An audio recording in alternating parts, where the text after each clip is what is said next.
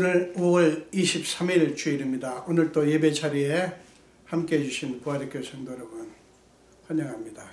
지난 한 주간도 수고 많으셨죠? 오늘 또 우리 신령과 친족으로 예배하는 귀한 시간 됐으면 좋겠습니다. 우리 진솔하게 고백의 기도를 드리면서 예배 시작하겠습니다. 다 같이 기도합니다. 아버지, 주는 하나님 앞에 아버지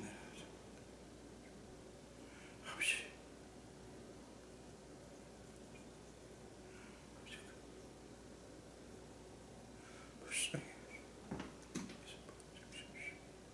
예수 비롯해 아버지 주님이 예수님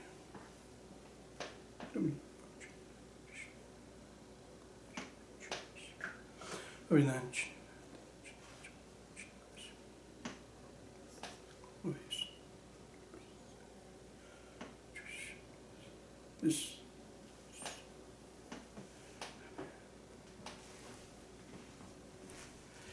하나님의 용서의 말씀을 들으시기 바랍니다. 만일 우리가 우리의 죄를 자백하면 그는 미쁘시고 의로우사 우리 죄를 사하시며 우리를 모든 불의에서 깨끗하게 하실 것이요. 아멘. 우리 사도신경으로 신앙 고백하겠습니다. 전능하사 천지를 만드신 하나님 아버지를 내가 믿사오며 그 외아들 우리 주 예수 그리스도를 믿사오니 이는 성령으로 잉태하사 동정녀 마리아에게 나시고 본디오 빌라도에게 고난을 받으사 십자가에 못 박혀 죽으시고 장사한 지 사흘 만에 죽은 자 가운데서 다시 살아나시며 하늘에 오르사 전능하신 하나님 우편에 앉아 계시다가 저리로서 산 자와 죽은 자를 심판하러 오시리라. 성령을 믿사오며 거룩한 공회와 성도가 서로 교통하는 것과 죄를 사하여 주시는 것과 몸이 다시 사는 것과 영원히 사는 것을 믿사옵나이다. 아멘.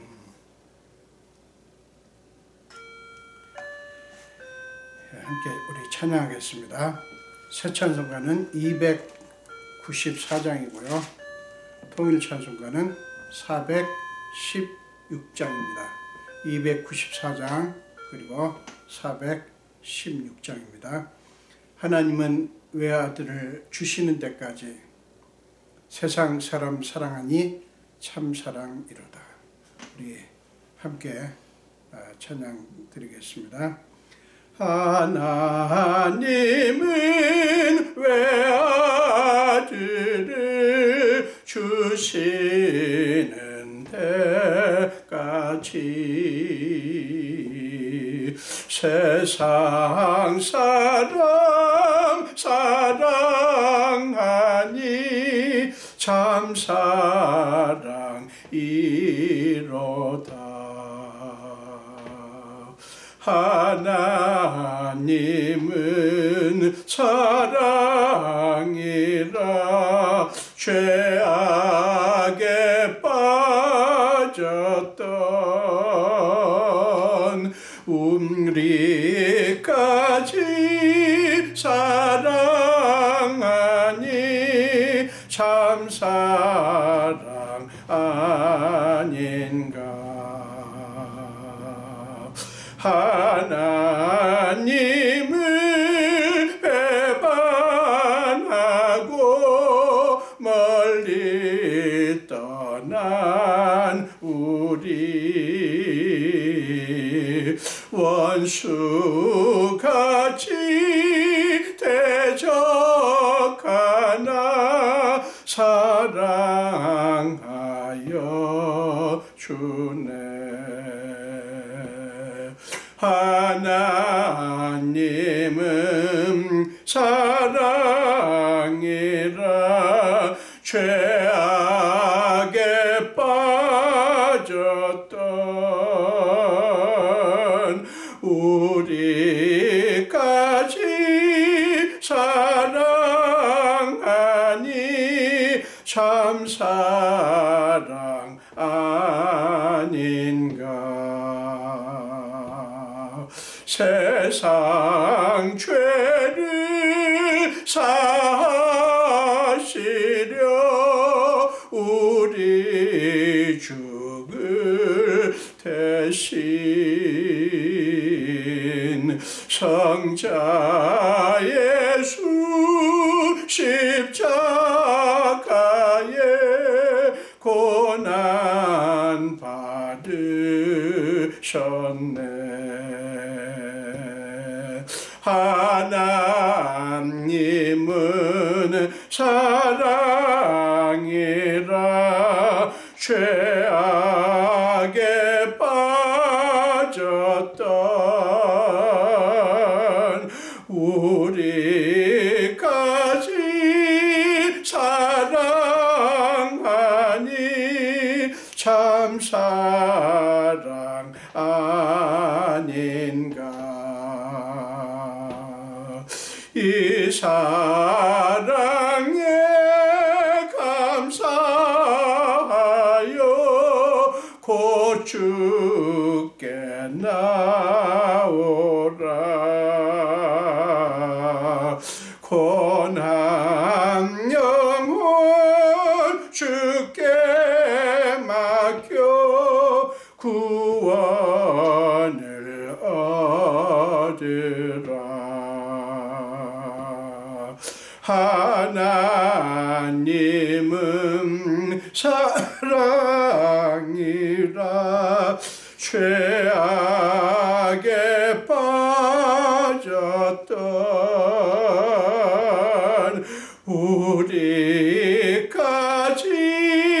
사랑하니 참 사랑 아닌가. 아멘. 우리 함께 기도하겠습니다. 사랑하시는 우리 주님, 오늘도 우리를 사랑하사 예배 자리로 부르셔서 주님 앞에 예배해 드릴 수 있도록 이 기회를 주신 주님을 찬양합니다. 우리가 무엇인데 이렇게 사랑하십니까? 우리는 거듭 하나님을 거역하며 우리의 고집을 따라 우리 마음대로 행하지만 하나님은 기다리시고 참으시고 계속해서 우리를 부르시고 우리에게 은혜를 베푸시기 위해서 기다려 주십니까? 생각할수록 감사하고 정말 우리가 누구인지를 이럴 때마다 다시 한번 확인합니다.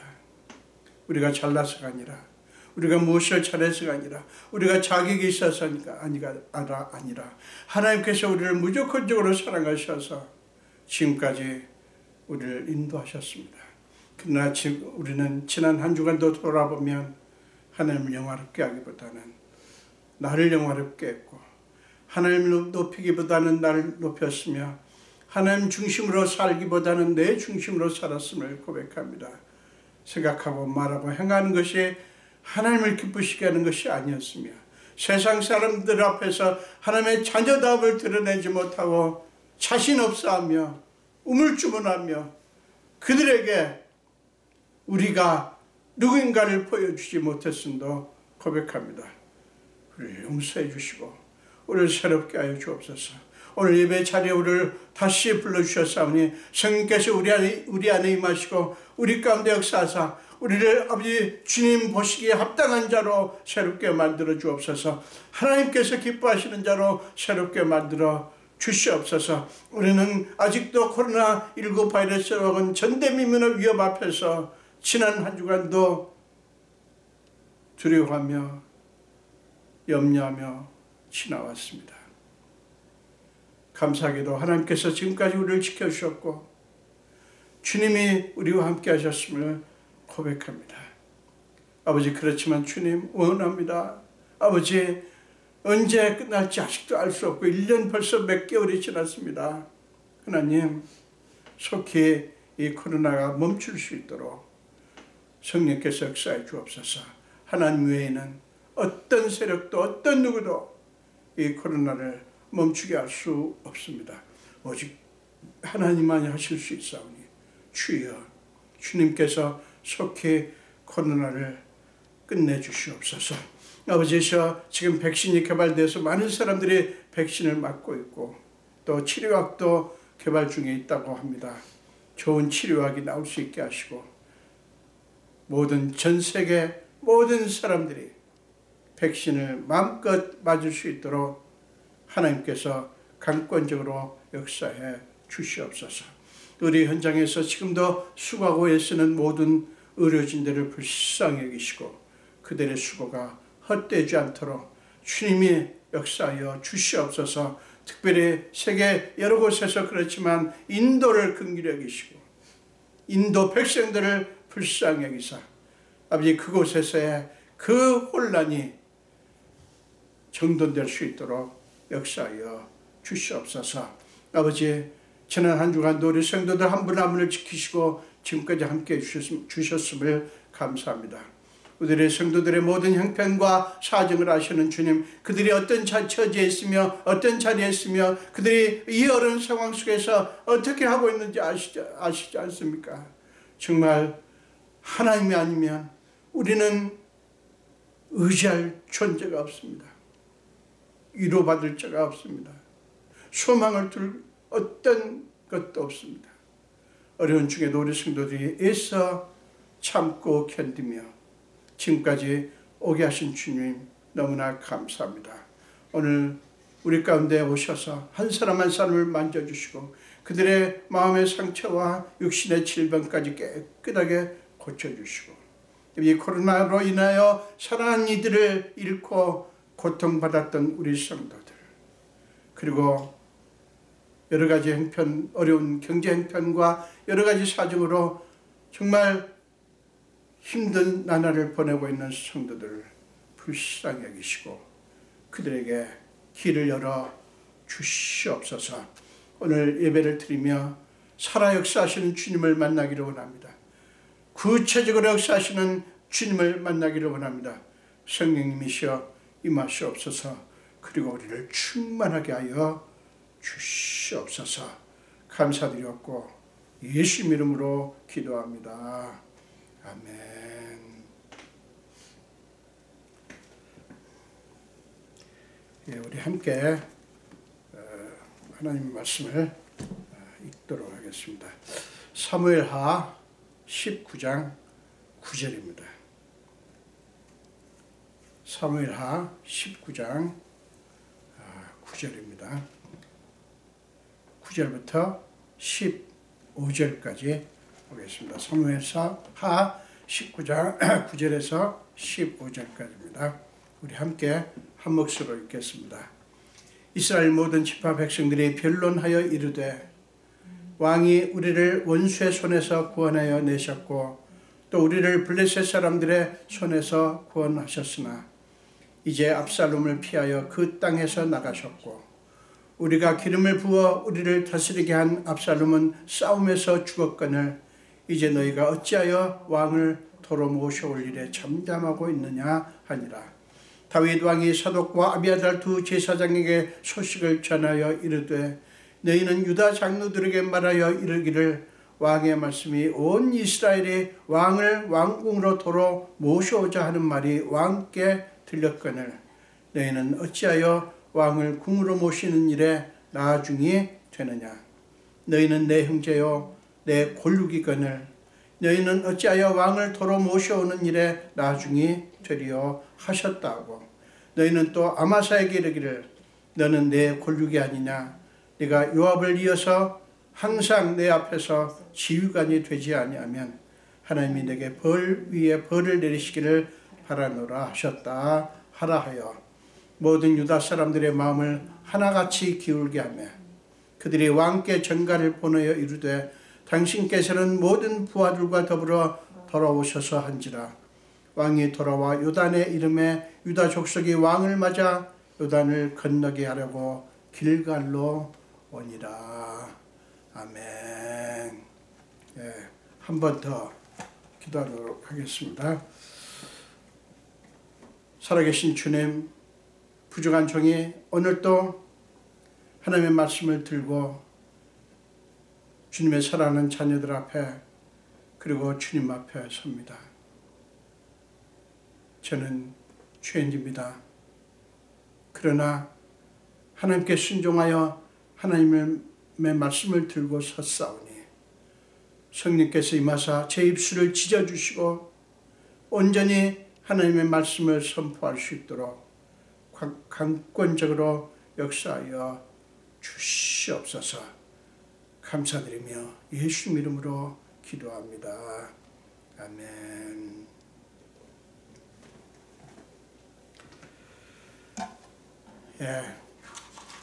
오늘 우리가 함께 읽은 본문 말씀을 통해서 온전한 회복을 위하여 라는 제목으로 함께 은혜를 나누도록 하겠습니다. 본문은 매우 단순해 보이는 이야기를 담고 있지만 사실은 관계의 온전한 회복을 위한 다윗 왕의 깊은 영성을 우리에게 보여줍니다.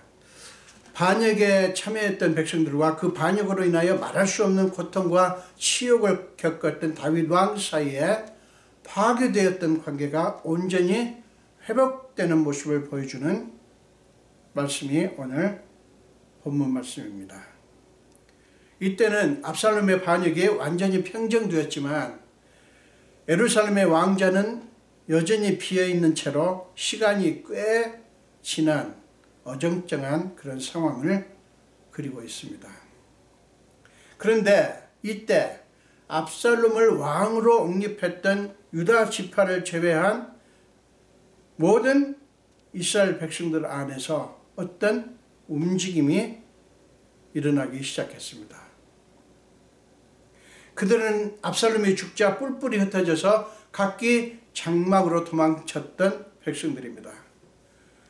그들은 그동안 믿고 따랐던 지도자를 잃었을 뿐만 아니라 그들의 삶의 좌표까지 잃었습니다.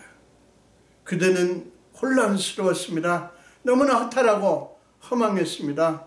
이제 어찌해야 할지 갈피를 잡을 수 없는 그런 상태였습니다. 대부분의 백성들은 다 흩어졌고 군 지휘관들도 지휘 체계를 잃은 그야말로 멘붕 상태였습니다.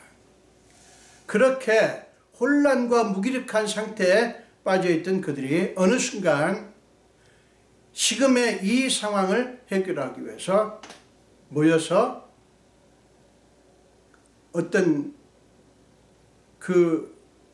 어떻게 할 것인지 그것을 의논을 하게 됩니다. 9절을 보면 그들이 모여서 변론을 했다. 의논이라는 단어를 쓰기보다는 변론을 했다고 말을 합니다. 여러분, 변론을 했다고 하는 것은 그들이 어떤 결론에 이르기까지 그들의 그 대화가 얼마나 치열하고 심각했는가를 보여주는 것이죠. 그들은 이 문제에 대해서 그만큼 진지하고 이 문제를 어떻게 하든지 해결하기 위해서 그만큼 적극적이었다 하는 것이에요. 그래야 그들은 9절과 10절의 결론에 이르게 되었습니다. 그것은 전형적인 회개의 모습을 보여주는 그런 모습입니다. 그들이 내린 결론은 다음 세 가지지요. 첫째로 그들은 다윗 왕이 자기들을 원수의 손과 블레셋 사람들의 손에서 구원해내셨다고 옛날을 추억합니다. 한때 등을 돌렸던 다윗 왕에 대해서 그들은 재조명하는 거예요. 탕자가 뒤를 치는 상황에서 아버지 집의 행편을 떠올렸듯이 왕이 자기들을 위해서 어떤 일을 했던가를 추억하는 것입니다. 그때는 몰랐던 사실, 즉 왕이 자기들에게 얼마나 소중한 존재였던가 하는 것을 새롭게 깨달은 거예요. 둘째로 그들은 다윗 왕이 자기들의 반역 때문에 겪었을 고초에 대해서 생각합니다. 자기들이 세웠던 압살롬 때문에 멀리 피신할 수밖에 없었던 다윗 왕의 고통을 알아준 거예요. 그들은 압살롬에 대해서 이렇게 표현을 합니다. 우리가 기름을 부어 우리를 다스리게 한 압살롬. 우리가 기름을 부어 우리를 다스리게 한 압살롬. 이렇게 말하지 않습니까? 그들은 자기들이 한 일을 조금 더 숨기거나 변명하지 않고 그대로 인정하는 거예요. 압살롬이 자기들을 속였기 때문이라고 책임을 전가할 만한데 자기들이 기름을 부어 왕으로 세웠다고 솔직하게 인정을 하는 거예요. 셋째로 그들은 거기서 멈추지 않고 한 가지 중요한 결론을 내립니다. 그것은 다윗 왕을 도로 모셔오자는 것입니다. 한때 버렸던 왕을 이제는 다시 자기들의 왕으로 모시자는 거예요. 여러분, 이 결정이 쉬웠을까요? 그렇지 않습니다. 사람이 자기의 잘못을 인정한다고 해도 그것을 원래대로 바로잡기 위해 실제적인 행동을 하기는 굉장히 어렵습니다. 여러분, 회개는 하나님, 제가 잘못했습니다 라는 말로 끝나는 게 아니에요. 회개는 말로만 하는 게 아니라 가슴으로 하고 몸으로 하고 삶으로 하는 것입니다. 제가 전에도 이 말씀 드렸어요. 사람에게 잘못을 범했으면 찾아가서 깊이 사과하고 갚을 게 있다면 갚아야 하는 거예요. 그래야 회개가 되는 거예요. 그런 의미에서 그들은 왕을 다시 모셔오자는 결론을 내림으로써 온전한 회개를 한 것입니다. 여러분, 그들의 결론을 보면서 어떤 생각이 드십니까? 너무 뻔뻔하다고 생각하십니까? 반역할 때는 언제고 이제 와서 다시 왕을 모셔온다고? 이런 경우 사람들은 보통 참 양심도 없다라고 생각을 하죠. 정말 그런 것 같죠? 그러나 성경은 그렇게 말씀하지 않습니다. 그런 죄를 범하고도 하나님께 나오다니 참 양심도 없다라고 생각하는 것은 지극히 비신앙적이고 비성경적이고 하나님의 십자가의 사랑을 무시하는 거예요. 윤리적으로는 맞을지 모르지만 기독교 신앙이라고 하는 복음의 관점으로 보면 완전히 틀린 말이에요. 그런데 교회 안에 이런 세상적인 관점이 너무 팽배하게 퍼져 있죠. 하나님은 회개한 다윗 왕은 기뻐했지만 회개하지 않은 사울 왕은 미워하셨잖아요. 중요한 것은 누가 의로운가가 아니라 누가 회개를 했는가 하는 것입니다. 11절과 12절은 온전한 회복을 위해서 다윗 왕이 유다 지파 백성들에게 무엇을 했는가를 우리에게 보여줍니다. 이스라엘 지파 백성들의 소식을 들은 다윗은 사독과 아비아달 두 제사장을 통해서 자기를 배신하고 반역에 가담했던 유다 백성들에게 다가갑니다. 그들이 좀 더 편안한 마음으로 결정할 수 있도록 다윗 자신이 그들을 만난 것이 아니라 그렇게 간접적으로 그들에게 다가간 것입니다. 다윗은 먼저 이스라엘 지파 백성들의 움직임을 전합니다. 그들이 그렇게 움직이니 너희 유다 지파 백성들도 같은 마음을 가지라고 권하는 그런 모습입니다.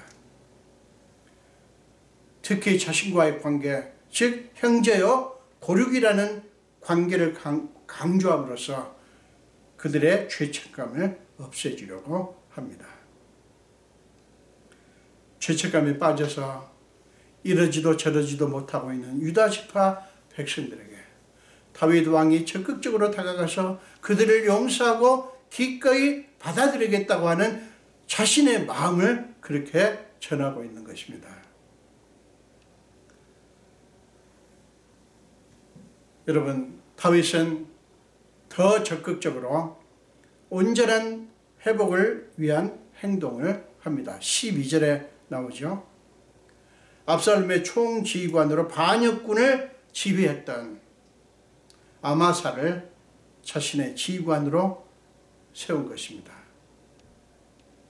지금까지 자신의 지휘관이었던 요압을 밀어내고 그 직책을 아마사에게 준 거예요.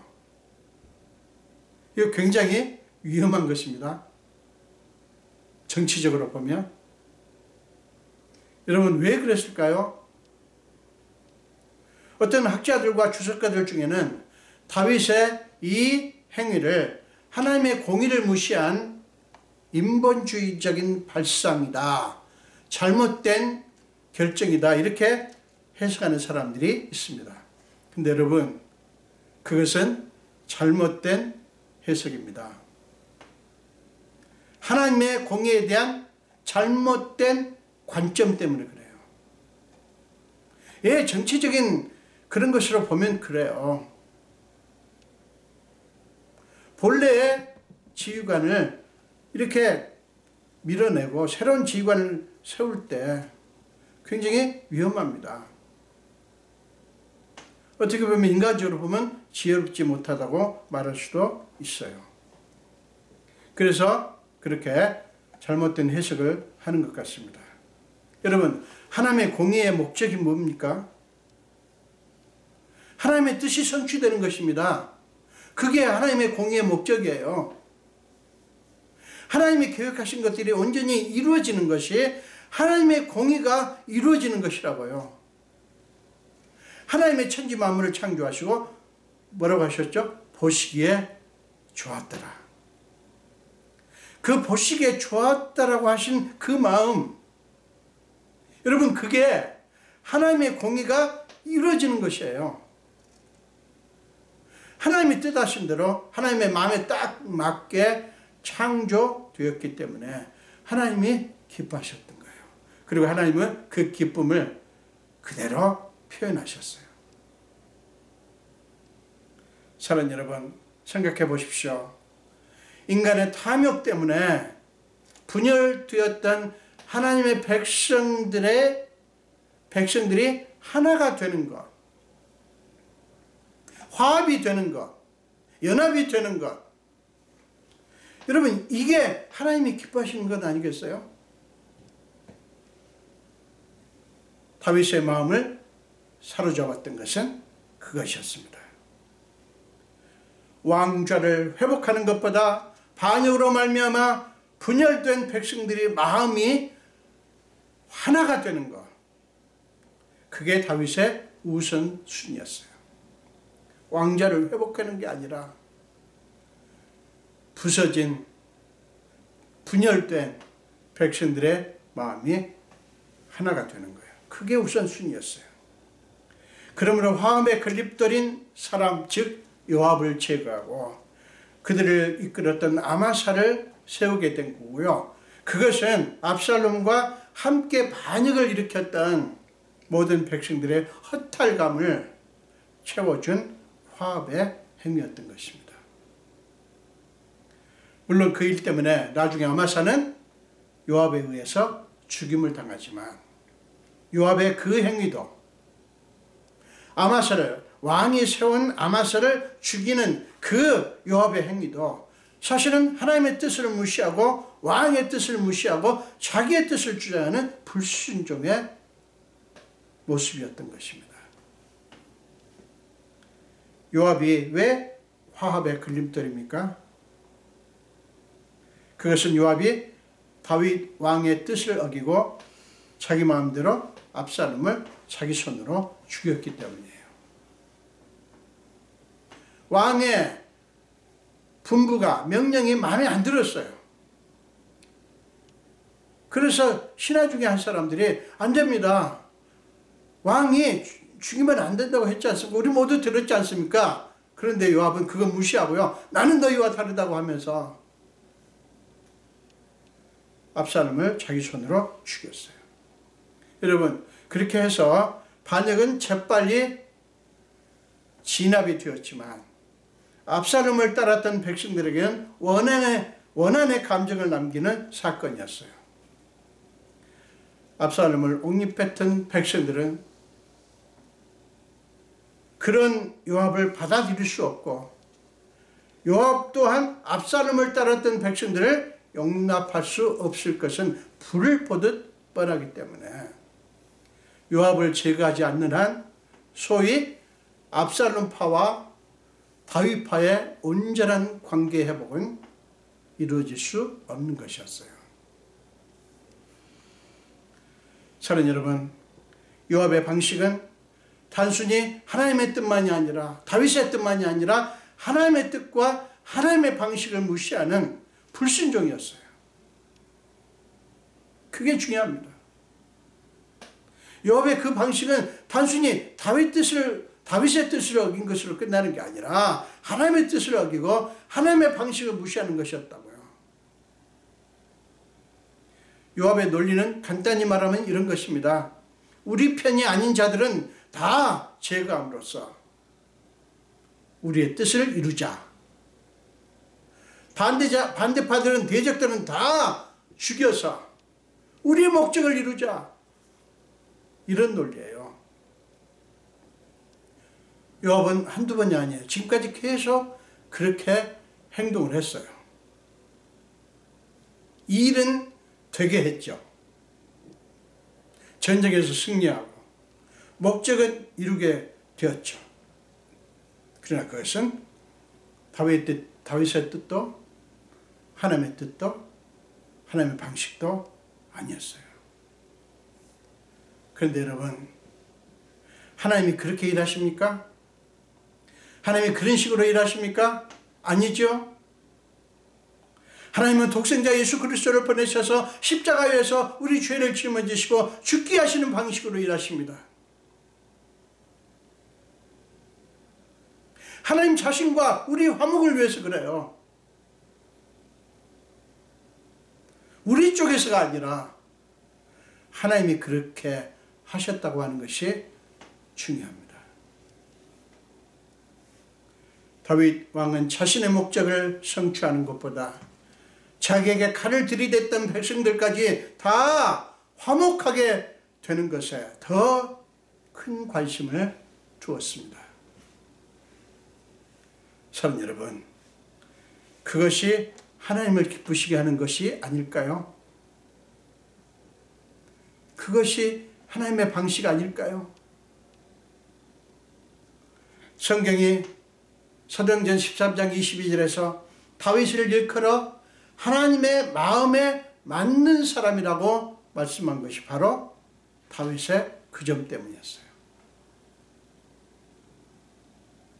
사무엘상서 16장 6절부터 13절에 보면 다윗 왕이 하나님께 선택을 받는 모습이 그려져 있죠.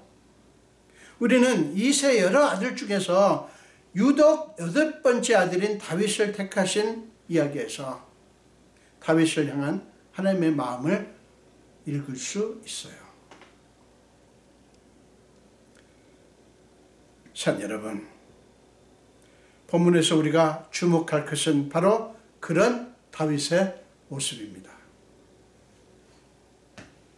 그는 왜 압살롬이 죽은 직후에 백성들은 압살롬을 따랐던 백성들은 다 각기 장막으로 도망쳤는데 그때에 바로 예루살렘으로 진격하지 않았을까요?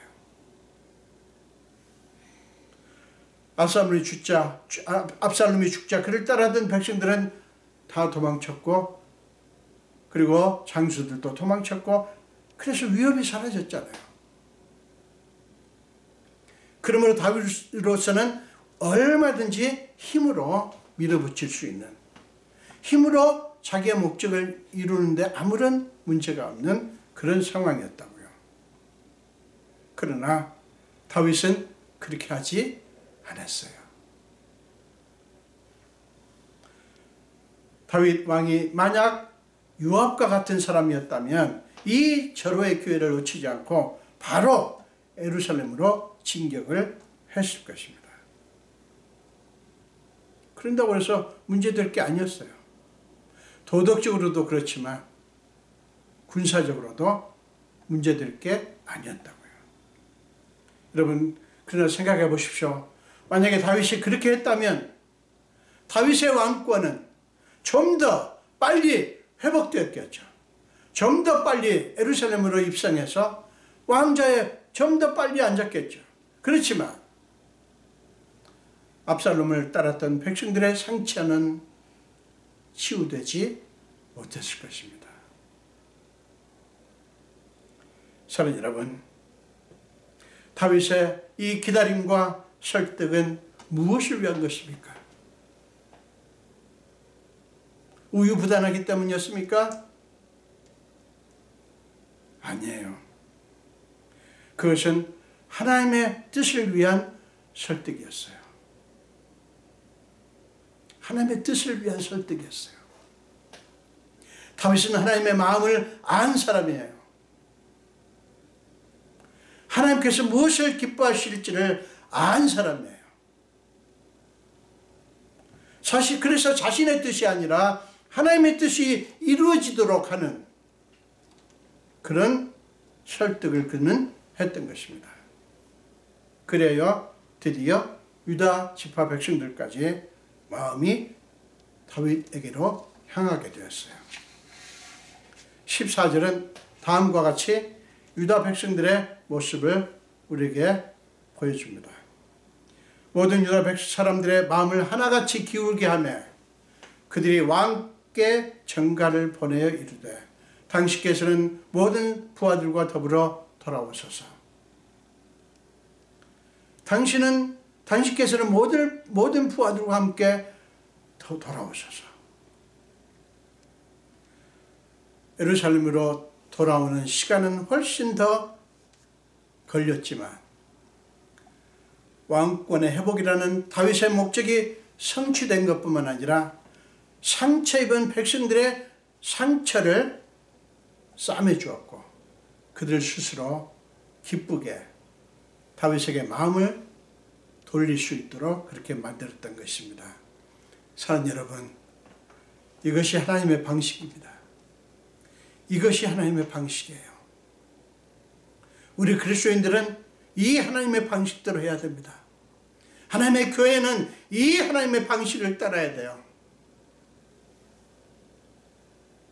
하나님은 기다리시고 또 기다리십니다. 온 인류를 구원하기 원하시는 하나님의 소원이 강하지 않아서입니까? 믿든지 말든지 너희가 알아서 해라 라고 별로 관심을 갖지 않으시는 것입니까? 천만에요.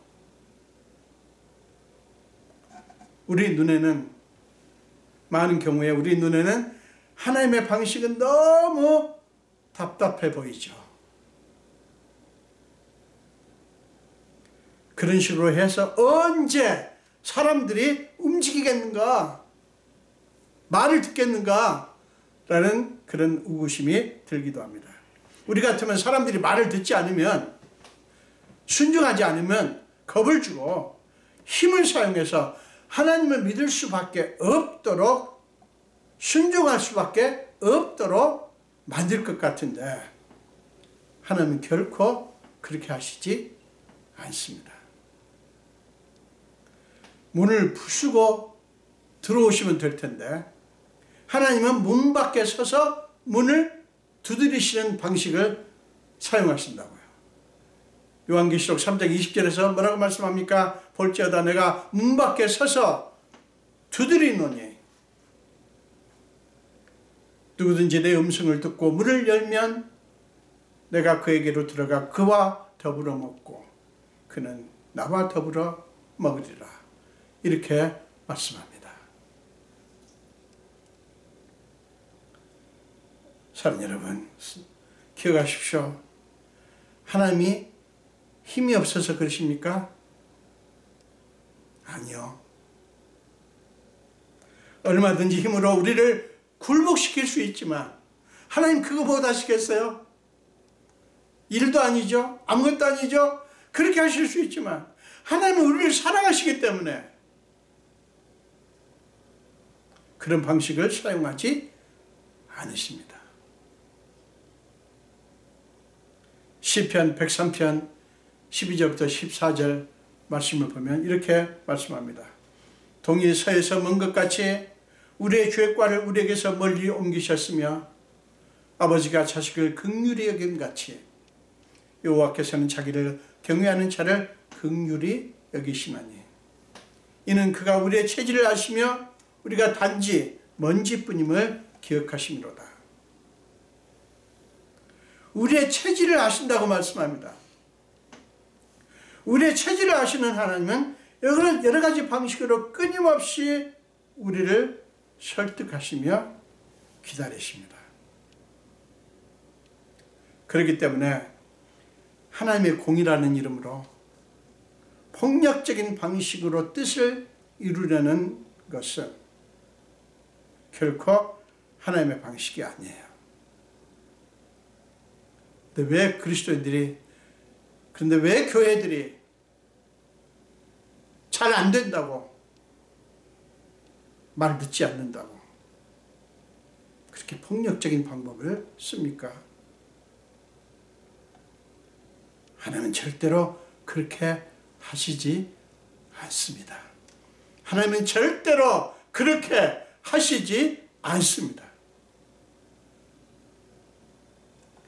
하나님은 계속 거역하는 우리에게 폭력을 행하시는 것이 아니라 겁박을 하거나 하나님이라고 하는 그 엄청난 권세와 힘을 사용하는 것이 아니라 우리가 아직 연약할 때, 아직 죄인일 때, 아직 하나님과 원수일 때, 로마서 5장 6절과 8절과 10절에만 그려져 있어요. 나타나 있어요.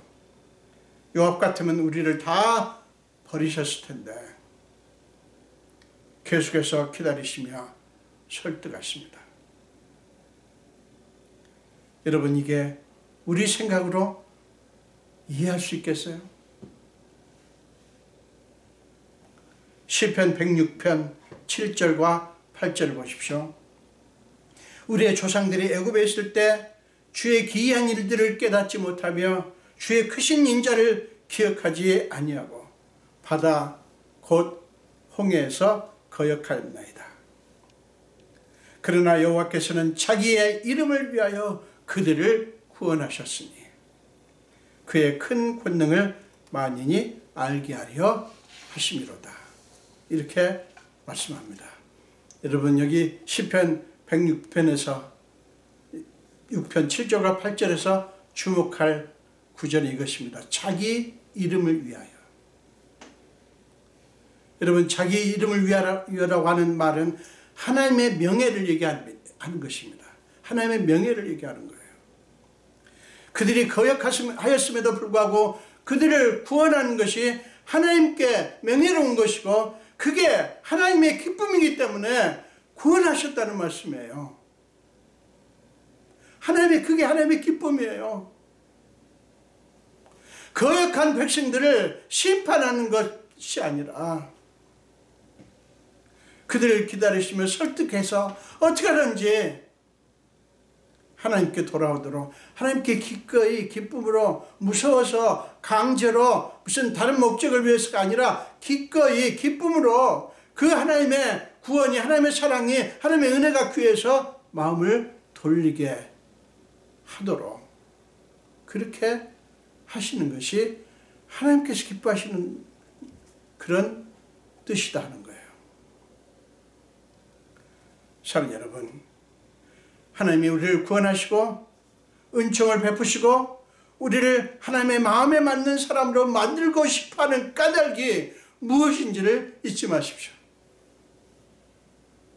사람은 어떤 다른 사람들을 자기 편으로 만들고 자기 뜻을 따르게 하고 자기와 함께 하려고 할 때 그들의 목적이 무엇입니까?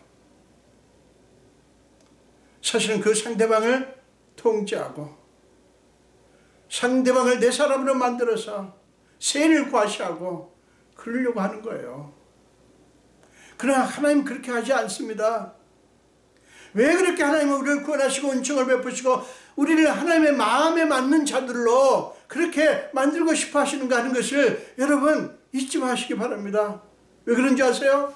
그것이 하나님께 영광스러운 것이고 그것이 하나님께 최고의 기쁨이기 때문에 그래요. 그것이 하나님께 영광스러운 것이고 그것이 하나님께 최고의 기쁨이라고요. 우리에게서 온전한 회복이 이루어지는가? 그것보다 하나님을 기쁘시게 하는 것이 없습니다. 많은 그리스도인들이 뭔가 하나님을 위해서 엄청난 놀라운 일을 해서 기쁘시게 할 수 있다라고 생각합니다. 그리고 주의 종들도 공공연히 사랑하는 성도 여러분, 이렇게 하셔서 하나님을 기쁘시게 하십시오. 하나님을 감동시키십시오. 아니에요.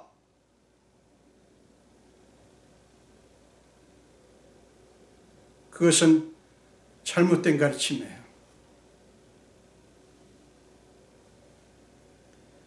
여러분이 온전히 영혼육이 회복되는 것, 샬롬이 이루어지는 것, 그것보다 하나님을 기쁘시게 하는 게 없다고요. 잊지 마십시오. 하나님은 지금도 그것을 위해서 쉬지 않으시고 그것 때문에 바쁘십니다. 여러분에게서 죄 사함이 이루어지고 여러분의 상처와 여러분의 짐들이 사라짐으로써 여러분에게 온전한 회복이 이루어져야 그때 하나님이 온전히 기뻐하십니다. 그게 하나님의 공의의 완성이에요. 그게 하나님의 공의의 완성이에요. 그러므로 사랑하는 여러분, 두려워하지 마시고 아무것도 신경 쓰지 마시고 어떤 의구심도 갖지 마시고 하나님의 마음을 통째로 받아들이십시오. 그리고 백성들이 다윗 왕에게 마음을 주었듯이 하나님께 여러분의 마음을 온통 다 드리시기 바랍니다. 오직 그것만이 온전한 회복을 위한 유일한 길이에요. 그때 주님은 여러분의 수많은 상처와 고통을 치유하시고 여러분을 온전히 회복시켜 주실 것입니다. 그리고는 그분은 여러분의 회복된 모습을 보시면서 말할 수 없이 흐뭇해하시고 기뻐하십니다. 여러분, 그 하나님의 모습을 그려보십시오. 여러분이 하나님을 위해서 무엇을 해서가 아니라 여러분이 하나님이 원하시는 그 소원, 그 하나님의 꿈, 원래 하나님이 만드신 창조하신 여러분, 그 상태로 회복되는 거, 그게 온전한 회복이라고요. 죄로 말미암아 인간 안에 얼마나 많은 탐욕들이 들어왔고 얼마나 많은 죄악들이 들어왔습니까? 그것이 우리 인생을 얼마나 망가뜨리고 얼마나 훼손하고 엉망으로 만들어놨습니까? 여러분, 인류의 최대의 과제는 그것을 회복하는 거예요. 하나님의 최대 과제도 그것입니다. 여러분이 그 하나님의 마음을 잊지 마십시오. 하나님의 힘으로 얼마든지 하실 수 있어요. 그러나 하나님은 여러분의 기꺼운 결정을 기다리십니다.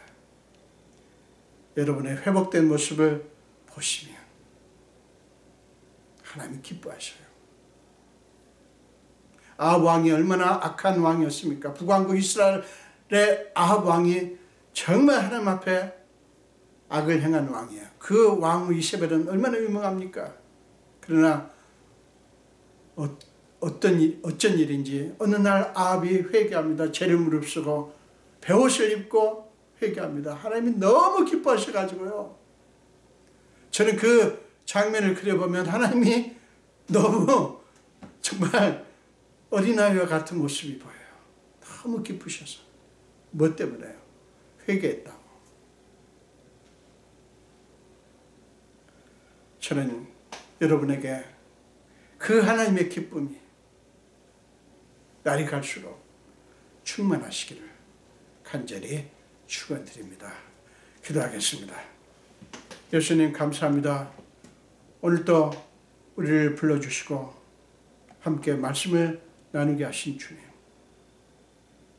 오늘 하나님의 말씀을 통해서 우리는 하나님이 정말 무엇을 원하신가 하는 것을 보았습니다.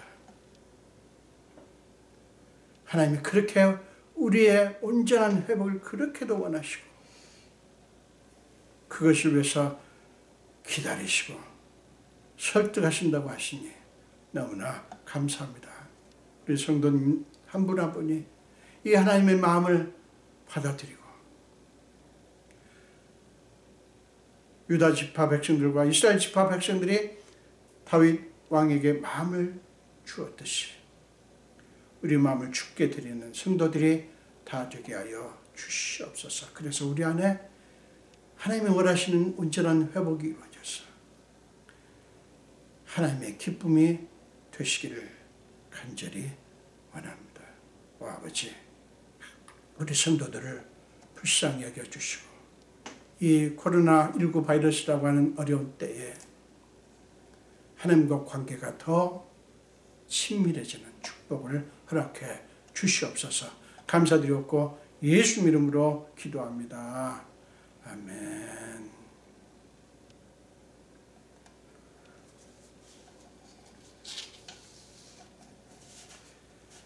예, 우리 보험성가 사랑합니다. 나의 예수님 찬양하시면서 함께 예물을 드리도록 하겠습니다. 사랑합니다. 나의 예수님 사랑합니다. 아주 많이요. 사랑합니다. 나의 예수님 사랑합니다. 그것뿐이에요.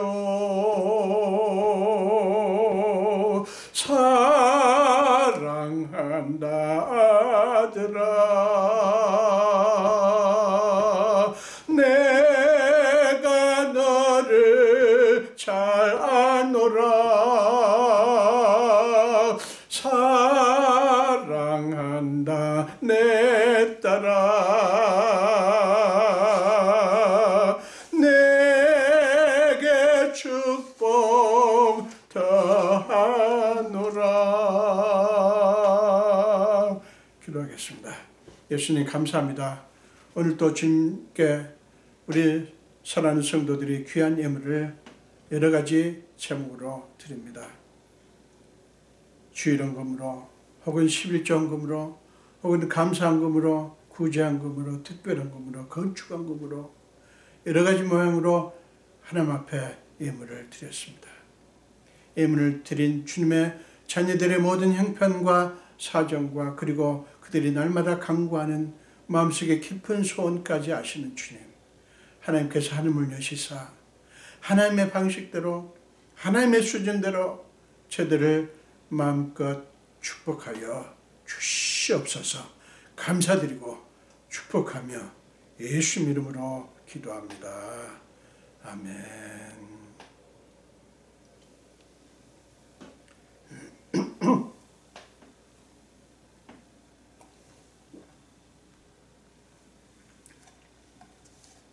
예, 특별한 광고는 없습니다. 벌써 오늘이 5월 23일이네요. 여러분, 코로나가 시작된 지 벌써 1년하고도 거의 3개월이 다 되었습니다. 여러분, 백신도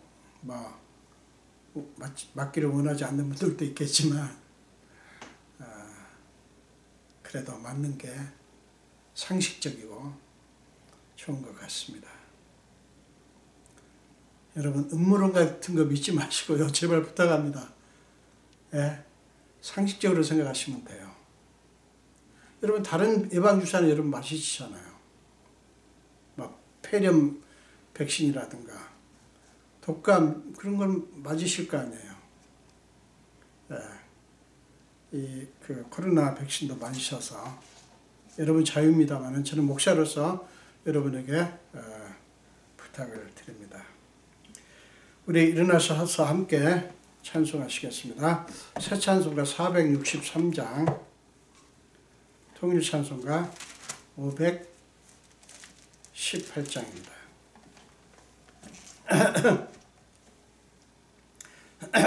새 찬송가 463장, 통일 찬송가 518장입니다.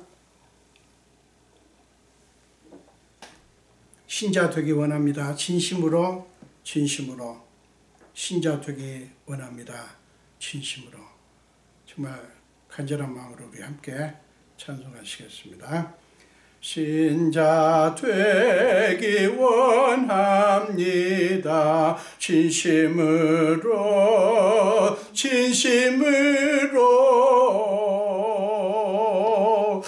신자 되기 원합니다.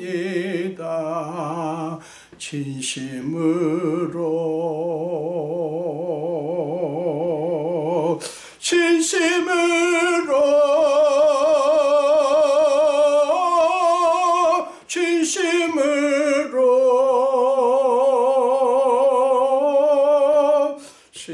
신자 되기 원합니다.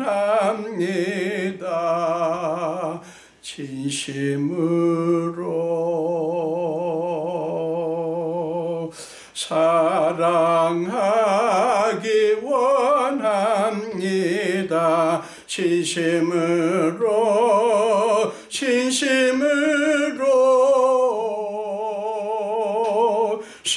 사랑하기 원합니다. 진심으로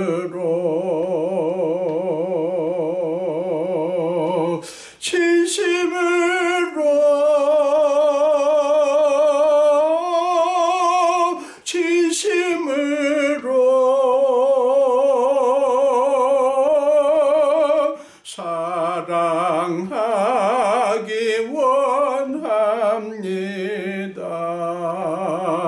진심으로 거룩하기 원합니다.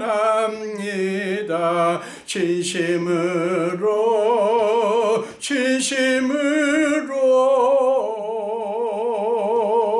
거룩하기 원합니다. 진심으로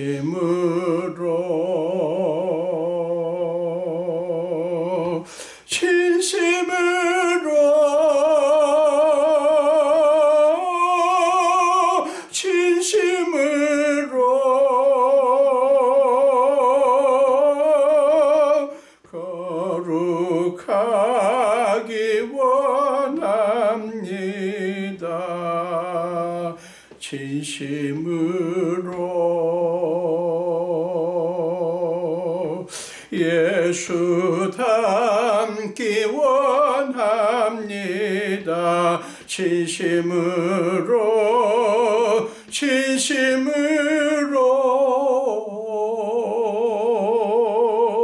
예수 닮기 원합니다. 진심으로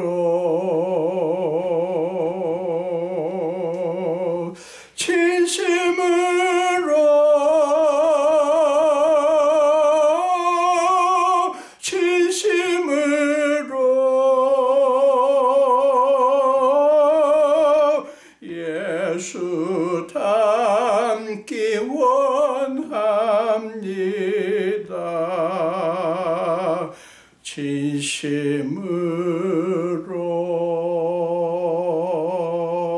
진심으로 아멘.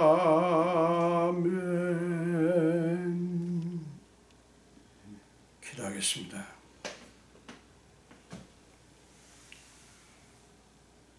지금은 예수 그리스도의 크신 은혜와 하나님 아버지의 지극하신 사랑하심과 우리 삶 속에 기꺼이 들어오셔서 우리의 모든 무거운 짐과 연약함을 다 짊어지시고 날마다 우리 위해서 단식함으로 간구하시는 성령님의 감화, 감동, 역사하심이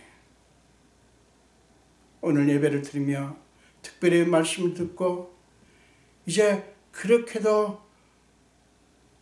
원하시는 하나님께서 원하시는 온전한 회복을 원하시는 그 하나님 앞에 우리 마음을 다 드리기로 작정하는 우리 성도들 머리 위에와 우리 온 교회 위에 지금부터 영원토록 함께 하시기를 간절히 축원하옵나이다.